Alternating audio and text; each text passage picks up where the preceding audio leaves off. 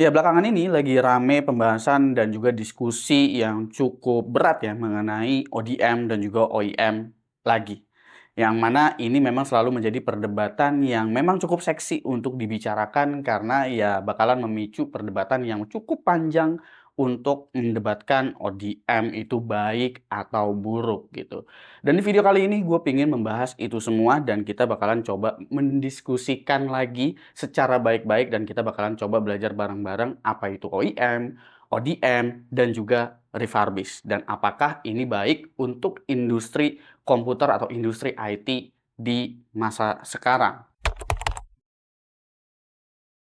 Gua rasa kalian udah tahu lah apa itu ODM, OEM, dan juga refurbish ya. Kalau OEM itu adalah Original Equipment Manufacturer, yang mana di sini ada perusahaan atau brand yang memang punya desain untuk membuat sebuah produk. Kalau misalkan konteksnya di channel ini ya berarti komputer atau misalkan PC ataupun laptop punya desain blueprintnya untuk membuat sebuah produk laptop ataupun PC dan itu nanti kita bisa request ke pabrik untuk membuat desain kita. Jadi pabrik itu tugasnya hanya membuat produk kita aja. Itu adalah OEM. Sementara untuk ODM ialah Original Design Manufacturer. Jadi si pabriknya itu udah punya produk template generik nih yang siap dijual ke perusahaan-perusahaan yang ingin membangun brandnya.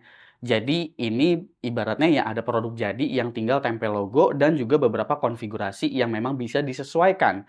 Jadi contoh-contohnya itu misalkan ada sebuah laptop gitu ya dari si ODM ini, lalu kita bisa request untuk menggunakan logo kita, lalu beberapa konfigurasi juga bisa kita sesuaikan.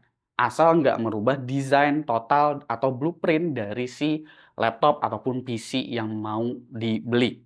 Misalnya untuk memorinya kapasitasnya kita mau request berapa, storage-nya mau kapasitasnya berapa, itu kita bisa request dan itu kan nggak merubah desain. Itu adalah ODM. Dan untuk refurbish, ini gua rasa kalian juga udah cukup paham kalau refurbish itu adalah rekondisi dari sebuah komponen ataupun produk yang memang bekas, habis itu bisa dari reject, bisa dari produk yang cacat, atau bisa jadi juga dari produk yang memang udah rusak. Jadi diuji ulang, habis itu dites ulang, dibersihin, direkondisi, diperbaharui, dan muncul istilah baru yang sekarang akhirnya diperdebatkan yaitu adalah ODM refurbish.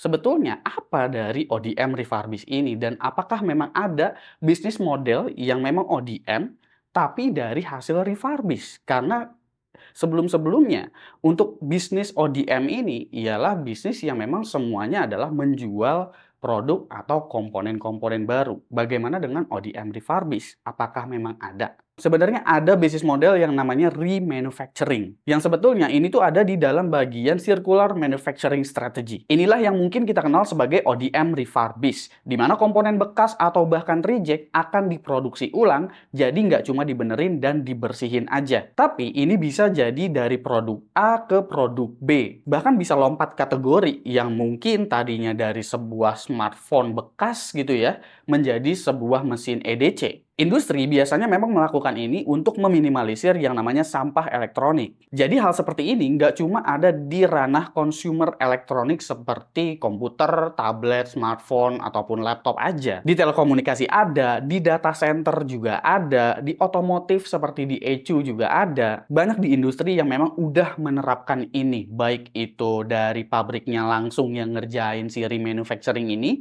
atau dilempar lagi ke pihak ketiga. Nah, kalau di industri PC sendiri itu seperti apa? Ya, ada CPU refurbish, habis itu VGA dan juga motherboard refurbish itu ada juga. Jadi yang memang betul-betul tadinya itu dari barang rusak diperbaharui sehingga dia udah bener lagi gitu. VGA dan motherboard refurbish yang memang justru diubah menjadi brand lain itu juga ada. Jadi macam-macam rupanya gitu ya. Ada yang memang cuma dibenerin doang, ada yang memang diproduksi ulang menjadi produk lain istilahnya, atau bahkan jadi brand lain. Kalau mau tahu lebih lengkap dan belajar lebih lagi soal ini, kalian mungkin bisa belajar dan baca-baca soal jurnal atau paper mengenai circular manufacturing strategy ini. Kalau kalian udah nyelam dikit, itu nanti kalian mungkin bakalan berpikir dua kali dan kalian mungkin bakalan muncul pertanyaan baru bahwa sebetulnya bahwa ODM refurbish yang kita kenal ini ialah sebuah produk sampah atau justru mendaur ulang limbah sampah? Jawabannya jelas debatable untuk ini, karena tergantung dari output produk hasilnya itu bakalan jadi bagus atau enggak. Dan itu yang memang jadinya seksi untuk dibahas dan gak bakalan habis. Karena mau bagaimanapun, produk daur ulang itu pasti bakalan menghasilkan produk yang bagus dan juga produk yang jelek. Jangankan hasil daur ulang, produk yang memang dibikin secara baru aja from scratch gitu ya, itu bisa ada yang bagus, ada yang jelek kok, apalagi yang daur ulang, ya kan? Makanya ini tuh bisa banget jadi rame karena potensi untuk diperdebatkannya itu sangat-sangat tinggi. Dan orang yang menggali soal ini, gua akuin sangat-sangat cerdas karena ini bisa membuat engagement memang jadi sangat-sangat tinggi. Sebetulnya produsen chipset juga nggak senang dengan skema refurbish ini. Karena refurbish itu hanya merekondisi produk chip mereka yang mana sebetulnya chip itu udah kejual ke konsumen sehingga chip ini tidak terhitung lagi sebagai penjualan baru dan ini jadinya nggak masuk ke dalam market share mereka. Terkecuali hal seperti ini dilakukan sendiri oleh manufacturer dari si produsen chipnya, alias melakukan remanufacturing tadi. Misal ada CPU 7X yang binnya itu memang jelek gitu ya, terus abis itu dibuat ulang menjadi CPU 7 non-X karena memang masih layak untuk dibikin SKU baru. Atau ada sisa-sisaan silikon yang memang rada-rada bapuk nih sebetulnya untuk dijadikan CPU 7X, tapi sebetulnya masih bisa banget untuk dijadiin CPU yang kelasnya itu low end, itu lain cerita tuh. Kalau kalian ngelihat smartphone ataupun laptop yang memang masih menggunakan chip atau prosesor yang generasinya itu bukan keluaran terbaru, sebetulnya kalian nggak perlu khawatir karena memang belum tentu itu adalah sebuah produk yang isinya refurbish. Karena sebagian besar produsen chipset memang masih memproduksi chip generasi lama mereka, nggak cuma generasi baru doang yang diproduksi kok. Tapi biasanya yang diproduksi itu ditargetkan untuk produk-produk yang memang kelasnya itu entry level atau ya kelas-kelas yang bukan flagship lah. Contoh di AMD, kita saat ini udah nggak temuin lagi Ryzen 3 pada generasi terbaru prosesor mereka. Maka dari itu strategi bisnis AMD ialah menjadikan arsitektur lama mereka sebagai line up yang lebih rendah kelasnya. Itu sebabnya laptop seperti Asus, Lenovo, HP, dan lain-lain masih memiliki laptop baru dengan prosesor lama. Kalau di PC desktop itu contohnya seperti di soket AM4 yang memang masih hidup hingga saat ini dan memang masih diproduksi oleh AMD. Jadi kalau misalkan kita mau pakai platform AMD dan kelasnya entry level, mungkin kita bisa menggunakan platform dengan soket AM4, memori DDR4, dan CPU Ryzen 5 atau Ryzen 7 yang memang harganya sekarang jadi jauh lebih terjangkau. Hal serupa juga sebetulnya terjadi sama Intel, tapi sebetulnya Intel ini lumayan rajin untuk merefresh penamaan dari prosesor mereka walaupun masih menggunakan arsitektur di generasi yang lama. Contohnya seperti Intel Core 5 yang mana itu masih menggunakan arsitektur Raptor Lake. Tapi ada juga yang masih memang menggunakan penamaan lama. Intel Celeron N4000 series juga itu masih diproduksi kok. Dan itu terakhir launching di tahun 2019 dan tahun 2021. Ini juga berlaku untuk discrete GPU ya, yang mana kalau di laptop memang didominasi oleh discrete GPU dari Nvidia. Kalau di AMD mungkin ya ada di PS5 yang masih menggunakan RDNA 2 atau Steam Machine yang bahkan upcoming nanti itu masih menggunakan RDNA 3 gitu. Itu bukan berarti menggunakan barang rekondisi atau refurbish. Itu memang masih diproduksi sama AMD dan masih ada ordernya dari klien-klien atau partner-partner mereka. Itu sebabnya juga ada yang namanya official brand partner, baik itu secara global ataupun secara regional. Jadi baik itu AMD, Intel, ataupun Nvidia punya official brand partner mereka sendiri nih, brand partner mereka masing-masing gitu. Ya beririsan sih, ada yang brand partnernya sama, ada juga yang brand partnernya itu beda. Salah satu tujuannya itu ya biar kepantau, kemonitor kira-kira si brand partner ini membeli dan menggunakan chipnya itu sesuai dengan aturan atau enggak. Contoh list brand partner yang gua ketahui di sini untuk Nvidia ialah untuk VGA itu ada dari Asus, MSI, Gigabyte, Colorful, Galax, Inno3D, Palit, Zotac, dan juga Genworth. Lalu untuk laptop atau pre-build itu ada dari Acer, Asus, MSI, Lenovo, HP,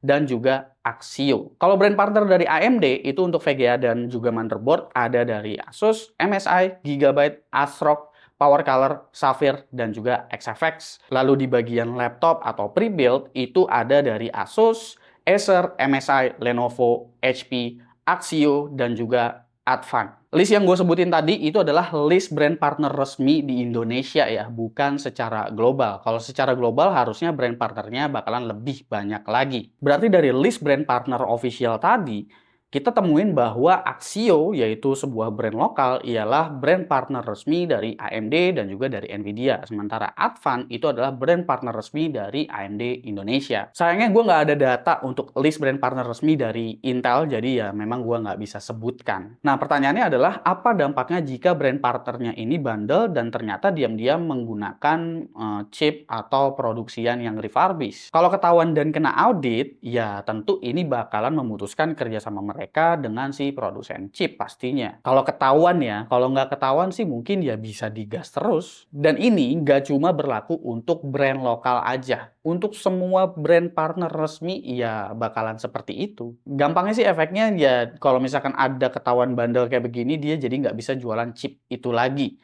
Terkecuali ya dia mau ubah bisnis modelnya menjadi bisnis yang ODM refurbish yang udah kita kenal tadi gitu.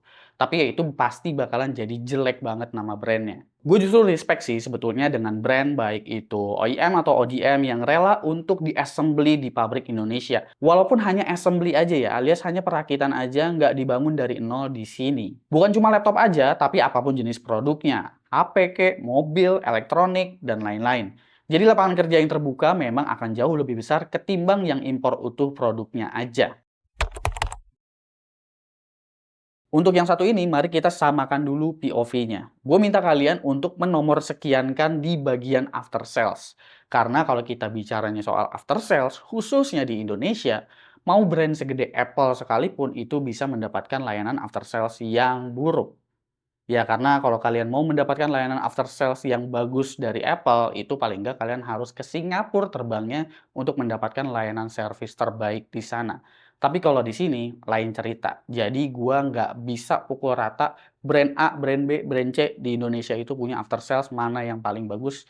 Gua nggak bisa bicara itu di Indonesia ini. Amat sangat disayangkan sebetulnya, tapi kita nomor sekiankan dulu deh untuk itu. Jadi kalau gua, paling enggak ya gua bakalan beli produk yang memang authorized paling enggak ya, alias barangnya itu resmi di Indonesia. Mau itu dirakitnya di Indonesia, rakitnya nggak di Indonesia, yang penting dia dijual secara resmi atau authorized. Alias ada pengontrolnya nih, seperti yang tadi udah gue ceritain. Contoh kalau di iPhone misalnya, gue bakalan beli iPhone itu ya di iBox gitu, atau di Gmap, atau di authorized Apple reseller lainnya. Kalaupun memang harus beli yang bergaransi internasional, ya gue bakalan langsung beli di Apple Store aja. Bukan beli garansi internasional yang ada di Indonesia. Karena apa? Gue belum bisa jamin yang ada di Indonesia itu adalah garansi internasional beneran yang ada di Apple Store. Karena kita udah tahu di China sana itu iPhone bisa dipretelin dan bisa direkondisi ulang dan mungkin aja itu adalah salah satu iPhone refurbish yang memang kalian dapatkan. Jadi kalau misalkan mau garansi internasional, gua akan lebih percaya diri untuk beli di Apple Store langsung. Nah, kalau beli laptop atau PC kayak gimana? Ya sebetulnya sama juga. Apalagi kalau laptop sama PC itu mayoritas adalah barang-barang yang memang langsung diimpor. Jadi paling enggak kalian beli yang bergaransi resmi, yang memang udah didistribusikan secara resmi dan juga authorized dari distributornya dan juga dari dealernya. Jadi seenggaknya kita tahu barang yang kita beli ini bukan hasil kanibalan. Setelah itu, gue baru pikirin soal after sales. Bagaimana jaminan yang bakalan dikasih dari produknya atau dari brandnya. Misal jaminannya itu garansinya selama 3 tahun. Maka ya gue berharap garansi ini nggak terpakai selama 3 tahun full. Ya, jadi kalau misalkan bisa lebih dari umur 3 tahun, ya itu udah menjadi produk yang cukup bagus dan cukup durable menurut gua. Tapi kalau misalkan udah rusak sebelum waktu jaminannya, entah itu setahun, 2 tahun, atau 3 tahun gitu ya, ya kita baru bersiap-siap untuk berurusan dengan service centernya dan kita berharap layanan after sales yang diberikan dari service centernya cukup baik. Tapi ini tricky, semisal kalian itu ngebelinya ialah sebuah peripheral atau aksesoris. Karena untuk di ranah ini bakalan liar banget untuk produk-produk ODM. Karena yang nggak ada pengontrolnya tadi seperti di laptop, di PC, ataupun di smartphone. Contohnya kayak joystick, perkabel-kabelan, ya, keyboard, mouse, headset, monitor mungkin, dan peripheral ataupun aksesoris-aksesoris lainnya. Yang ngakunya ini produk baru, padahal dari produk ODM-ODM hasil refurbish yang tadi kita udah cari tahu itu. Bahkan ada yang hasil daur ulangnya itu ya kan jadi produk yang lain. Bahkan ini ada yang menjadi produk jelek kan, seperti yang tadi gue bilang di awal. Contohnya itu seperti HP HDC misalnya, atau seperti VGA card yang memang justru ini bukan cuma sekedar refurbish dan dijadiin brand lain aja, tapi bahkan ada yang dijadiin VGA card palsu. Bayangin aja ada VGA card yang serinya itu harusnya RTX, tapi sebenarnya isinya GT 1030, GT 730, itu ada loh kejadian. Gua emang belum pernah ngelihat langsung kondisi di China itu seperti apa meski gua udah ada di industri ini selama 10 tahun lebih. Sejauh ini paling sering ya mundur-mandir Taiwan, beberapa kali ke US juga, dan itu pun ilmu gua masih cetek. Gue pingin banget ke sana, tapi ya memang belum ada kesempatannya. Kan tech creator lain juga yang berangkat ke China, itu juga kan atas undangan dari brand juga. Kalau misalkan pakai duit sendiri, gue yakin mereka juga bakalan lebih pilih untuk berangkat jalan-jalan sama keluarganya, karena gue pun pasti bakalan berpikir kayak begitu. Semoga nanti ada kesempatannya lah ya buat liputan langsung ke China. Doain aja, tapi sebelum doain gue ke China, ya gue sih lebih pengennya didoain dulu biar gue bisa berangkat umroh bareng sama keluarga gue sih. Mohon bantuannya teman-teman. Meski gue belum berangkat ke China, tapi ya informasi ini cukup terserap kok ke gue.